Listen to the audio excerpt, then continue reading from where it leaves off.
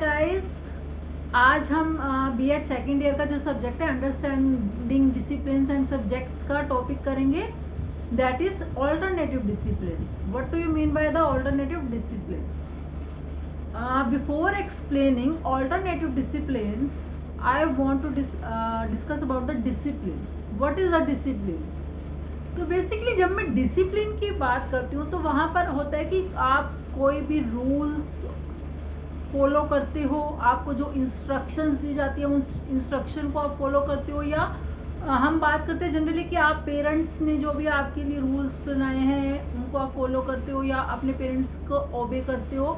तो वहाँ पर आप डिसिप्लिन में हो. आप एक जो भी आपके लिए बाउंड्री एक डिसाइड की गई है उस बाउंड्री के अंदर रहकर आप अपना सारा काम करते हो, रूल्स को फॉलो करते हो, इंस्ट्रक्शंस को फॉलो करते हो, तो हम कहते हैं कि आप डिसिप्लिन में हो. बट इन केस जब बात आती है कि आपको कोई बोलता है कि आप डिसिप्लिन में नहीं हो, आपको पनिश किया जाएगा, आप बार बार रूल्स फॉलो नहीं करते हो, पेरेंट्स को ओबे नहीं करते हो, आप में बैड मैनर्स हैं, तो इसके लिए आपको पनिश किया जाएगा. तो हम अब बात करते हैं कि जब आप डिसिप्लिन को फॉलो नहीं करते हो, आप डिसिप्लिन में नहीं हो, तो आपको वो पनिशमेंट ना देकर क्या ऐसा ऑल्टरनेट उसका फाइंड आउट किया जाए कि उस पनिशमेंट की बजाय आपको किसी अदर एक स्टेप लेके उसकी तरफ से आपको डिसिप्लिन में लाया जाए. तो यहाँ पर जब मैं बात कर रही हूँ कि अदर देन पनिशमेंट या फिर नेगेटिव रीइंफोर्समेंट, इसकी बजाय आपके लिए अदर ऑल्टरनेटिव्स को फाइंड आउट किया जाए, तो वहाँ बात हो रही है ऑल्टरनेटिव डिसिप्लिन कि जब आप डिसिप्लिन में नहीं है, आपको पनिशमेंट ना प्रोवाइड की जाए, उस पनिशमेंट के रेदर देन कोई अदर ऐसा मेथड या ऑल्टरनेट चूज किया जाए कि आपको डिसिप्लिन में लाया जा सके. जैसे मैं आपसे बात करूं कि कई बार एक ऑर्गेनाइजेशन में जब एम्प्लॉय वर्क करता है तो कोई भी ऐसी उसे हो सकता है कि कुछ गलत स्टेप ले लिया गया हो, या कोई एम्प्लॉयज में डिस्प्यूट हो गया हो, या फिर कोई भी ऐसा अदर रीज़न कि एम्प्लॉय उस ऑर्गेनाइजेशन के अंदर किसी भी रीज़न से अपना काम अच्छे तरीके से नहीं कर पा रहा.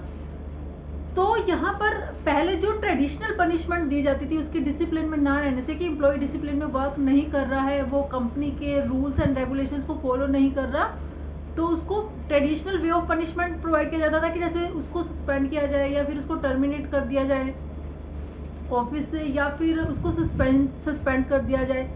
तो अब हमें ऑल्टरनेट फाइंड आउट करना है कि ये सब पनिशमेंट उसको प्रोवाइड ना की जाए, तो ऐसा क्या वे है कि उसे हम इस टाइप की पनिशमेंट भी प्रोवाइड ना कर सके और उसको हम डिसिप्लिन में भी रहने के लिए बोल सके दोबारा से. तो आप बेसिकली जब ऑल्टरनेट डिसिप्लिन की बात करते हैं तो it means to find out the alternate methods to make some person into the discipline. आप एक पर्सन को डिसिप्लिन में लाने के लिए क्या ऑल्टरनेटिव मेथड्स यूज कर सकते हो, या कह सकते हो कि अगर कोई डिस्प्यूट है तो उसको रिसोल्व कैसे कर सकते हो, इसके लिए क्या ऑल्टरनेटिव मेथड्स आप यूज कर सकें. तो यहाँ पर ऑल्टरनेटिव डिसिप्लिन का बेसिकली आप क्या मीनिंग समझ रहे हैं कि it is a method, alternative method instead of the traditional punishment like suspension, like negative reinforcement, या फिर आप टर्मिनेशन कर देते हो किसी का, या फिर किसी भी अदर फॉर्म में उनको पनिशमेंट करते हो, हार्श पनिशमेंट करते हो कोई भी, तो उसकी बजाय क्या ऑल्टरनेटिव ऐसा मेथड यूज किया जाए जिसको हम ऑल्टरनेटिव डिसिप्लिन के अंदर काउंट करते हैं. अब बात आती है कि आपका ऑल्टरनेटिव डिसिप्लिन के अंदर, तो बेसिकली जब ऑल्टरनेट डिसिप्लिन की बात होती है तो वो एक टाइप से एग्रीमेंट भी कह सकते हो कि हम एग्रीमेंट ऐसा एक बना लेते हैं जिसमें जो टर्म्स एंड कंडीशन होते हैं कि फ्यूचर में इस टाइप का कोई भी मिसकंडक्ट या मिसबिहेवियर नहीं होना चाहिए. तो कुछ एक ऐसे क्राइटेरिया जिसके अंदर हम ये डिसाइड करते हैं कि ऑल्टरनेटिव डिसिप्लिन के क्या क्राइटेरिया हैं या क्या नॉर्म्स हैं. तो सबसे पहले तो एम्प्लॉय को अपने आप पे एक रिस्पॉन्सिबिलिटी लेनी होगी कि फ्यूचर में वो इस टाइप का मिसबिहेवियर या मिसकंडक्ट इसको रिपीट नहीं करेगा. दूसरा, जो भी एग्रीमेंट हुआ है उसमें सुपरवाइजर है या जो हेड है वो भी ये चेक करेगा, वो एक इस टाइप से वो भी डिसाइड करेगा कि फ्यूचर में इस टाइप के मिसकंडक्ट बिहेवियर के जो चांसेस है उनको वो डिक्रीज करे. वो एक वार्निंग दे के एम्प्लॉइज को छोड़ देते कि फ्यूचर में इस टाइप का आपकी तरफ से कोई भी मिसबिहेवियर नहीं होना चाहिए. थर्ड स्टेप में हम बोल सकते हैं कि आप जो भी एग्रीमेंट कर रहे हो वो एग्रीमेंट ऐसा होना चाहिए कि लॉयल होना चाहिए, वो रेलिवेंट होना चाहिए, रिलायबल होना चाहिए। आप कल को ये उसमें कोई भी किसी भी टाइप की बार्गेनिंग नहीं कर सकते हो कि ठीक है आप जैसे जनरली बात करते हैं कि ठीक है आप इतने पैसा दे दीजिए या ऐसे कोई उसके बदले में आप कुछ कहते हैं कि जैसे कुछ आपको रिक्वायरमेंट रहती है जिसको हम करप्शन में भी काउंट करते हैं कि आप इसके बदले में मुझे कुछ प्रेजेंट दे सकते हैं, गिफ्ट दे सकते हैं कि मैं आपका जो एग्रीमेंट है उस एग्रीमेंट से आपको बाहर निकाल सकूं कि ताकि फ्यूचर में आपका अगर कोई मिसकंडक्ट या मिसबिहेवियर दोबारा से होता भी है तो उसके लिए आप लायबल नहीं होंगे। तो बेसिकली वो कह रहे हैं कि इस टाइप के एग्रीमेंट में कोई भी ऐसी बार्गेनिंग नहीं होनी चाहिए। ओके, उसके बाद जो आपका नेक्स्ट आता है वो है, फिर बात आता है कि इफेक्टिव डिसिप्लिन को मेंटेन कैसे किया जाए। वैसे तो डिसिप्लिन में बच्चों को रखना it is very difficult task for the parents, evenly both के लिए भी है, पेरेंट्स के लिए भी और चिल्ड्रन को। चिल्ड्रन समटाइम्स वो इस रिजिड हो जाते हैं कि उनको अपनी बताई हुई चीज़ या जो उनको रिक्वायरमेंट है उनको चाहिए ही होती है। लेकिन समटाइम पेरेंट्स अपनी जगह पर राइट होते हैं, उन्हें लगता है कि हर एक विश बच्चे की पूरी करनी इट इज़ नॉट कंपल्सरी, क्योंकि इससे बच्चे ज़्यादा बिगड़ते हैं। तो इफेक्टिव डिसिप्लिन में लाने के लिए आपको कुछ एक स्टेप्स माइंड में रखने होते हैं कि वैसे तो मैं बात करूँ कि important, it is very important and even difficult task for the parents to keep your children in the discipline, but फिर भी आपको समटाइम आप बच्चों को पॉजिटिव रीइंफोर्समेंट कर सकते हैं, उनको मोटिवेट कर सकते हैं, उनको लव से मतलब बेसिकली प्यार से उनको समझा सकते हैं कि आप इस तरीके से आपको नहीं करना चाहिए, या आपको जो आपके पेरेंट्स बोले वो बात आपको माननी चाहिए, समझनी चाहिए, जो रूल्स आपको आपके पेरेंट्स ने बताए हैं वो आपको फॉलो करने चाहिए। तो बेसिकली डिसिप्लिन में कैसे रहा जाता है वो आप अपने बच्चों को समझा सकते हैं। फिर उसके बाद आपको ये भी समझना जरूरी है कि discipline is very important to teach them about the life damages, life dangers, कि आप फ्यूचर में आपके लाइफ में किस टाइप के डेंजर्स हो सकते हैं उनके बारे में उनको टाइम टू टाइम अलर्ट करते रहना और इस टाइप से उनको गाइड करते रहना टाइमली। नेगेटिव पनिशमेंट को कम यूज़ करना बच्चों के लिए, ज़रूरी नहीं है कि हर टाइम डिसिप्लिन में लाने के लिए आपको बच्चों को नेगेटिव या पनिशमेंट देनी ही पड़ेगी या नेगेटिव इन्फोर्समेंट करना ही पड़ेगा। फिर बात आती है कि पेरेंट्स और चिल्ड्रन के बीच में म्यूचुअल ट्रस्ट होना भी बहुत ज़रूरी है। अगर आप अपने पेरेंट्स की बातों पर ट्रस्ट करते हैं कि हाँ फ्यूचर में अभी ठीक है आपकी बात नहीं मान रहे, लेकिन आप अगर ऐसा करेंगे या आपके एग्ज़ाम में मार्क्स अच्छा है, हम उनको एक पॉजिटिव रीइंफोर्समेंट उनको करते हैं कि आप अच्छे मार्क्स लाओ तो आपको हम कोई ना कोई गिफ्ट प्रोवाइड करेंगे, जो आपकी विश है उसके अकॉर्डिंग आपको वो गिफ्ट हम ला कर देंगे। तो समटाइम्स अगर आप में म्यूचुअल ट्रस्ट है तो बच्चा आपकी बात इजीली मान लेता है, उसे लगता है कि हाँ अगर मैं पापा की ये बात मानूंगा या मम्मा की ये बात मानूंगा तो उसे वो गिफ्ट ला कर दिया जाएगा। और समटाइम्स जब कॉन्फ्लिक्ट्स अराइज हो जाते हैं तो उन कॉन्फ्लिक्ट्स को कैसे सोल्व किया जाए, कैसे दोबारा से बच्चों को उस चीज़ पर रिलाय किया जाए कि हाँ नहीं पापा ठीक कह रहे हैं, मम्मा ठीक कह रही है, पेरेंट्स ठीक बोल रहे हैं, तो उनको भी आपस में एक दूसरे के डिस्कशन से उन कॉन्फ्लिक्ट्स को आप दूर कर सकते हैं। समटाइम्स ज़रूरी हो जाता है कि बच्चे जो विश कर रहे हैं या डिमांड कर रहे हैं तो उनको वो चीज़ लेकर दे दी जाए और फिर उनको प्यार से समझाया जाए कि हर बार आपकी इस बात को या जिद को नहीं माना जाएगा। तो इस टाइप से आप उनको डिसिप्लिन में ला सकते हैं। तो ऐसे कई इंपॉर्टेंट पॉइंट हैं जो आपको डिसिप्लिन को मेंटेन करने के लिए आपके लिए बहुत ही ज़रूरी होते हैं। फिर बात आती है कि जो आपके लिए ऑल्टरनेटिव डिसिप्लिन है उसके लिए क्या बेनिफिट्स हो सकते हैं आपके ऑर्गेनाइजेशन के अंदर, तो उसको हम डिस्कस करते हैं। सबसे पहला है कि less negative impact on the supervisor और एम्प्लॉय रिलेशनशिप। जब भी कोई एम्प्लॉय कंपनी के अंदर नेगेटिव बिहेवियर शो करता है या मिस बिहेवियर शो करता है या कोई मिसकंडक्ट करता है तो समटाइम्स उसके रिलेशन, क्योंकि सुपरवाइजर उसके अगेंस्ट जो एक स्टेप ले लेता है, हार्ड स्टेप लेता है, जैसे उसको पनिशमेंट देता है, उसको सस्पेंड कर देता है, तो कहीं ना कहीं उसका नेगेटिव रिलेशनशिप बन जाता है अपने सुपरवाइजर के साथ। तो जब आप ऑल्टरनेटिव डिसिप्लिन मेथड यूज कर रहे हो तो वो आपका नेगेटिव रिलेशनशिप नहीं बनता, क्योंकि वहां आप सिर्फ एक वार्निंग देके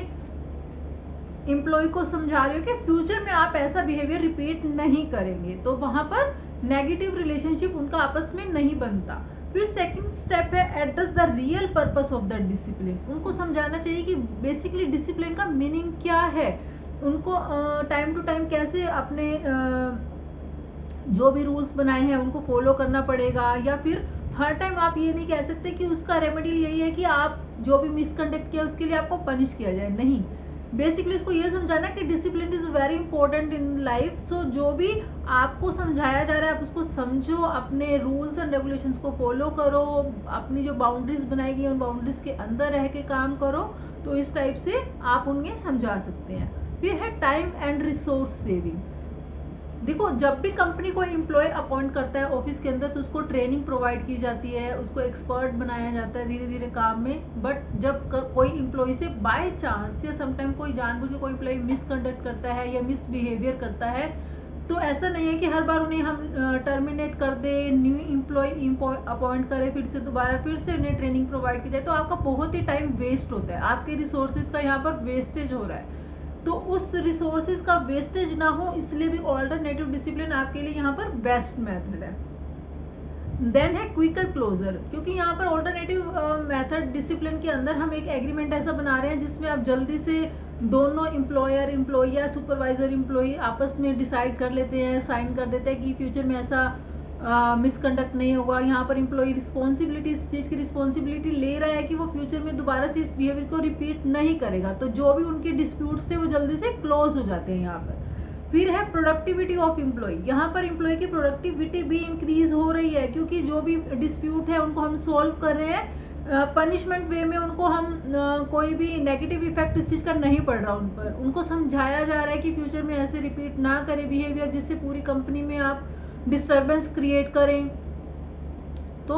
इस टाइप से जब एम्प्लॉय समझ जाता है तो वो अपनी प्रोडक्टिविटी इंक्रीज करता है, वो दोबारा से अपने उसी लेवल पर ही काम करना स्टार्ट कर देता है जिस पर वो पहले कर रहा था। तो यहाँ पर उनकी प्रोडक्टिविटी भी इंक्रीज हो रही है। फिर उसके बाद हम बात करते हैं कि जैसे कि स्कूल में अप टू 6 to 12 ईयर्स के जो स्टूडेंट्स हैं उनके लिए डिसिप्लिन कैसे इफेक्टिव हो सकता है।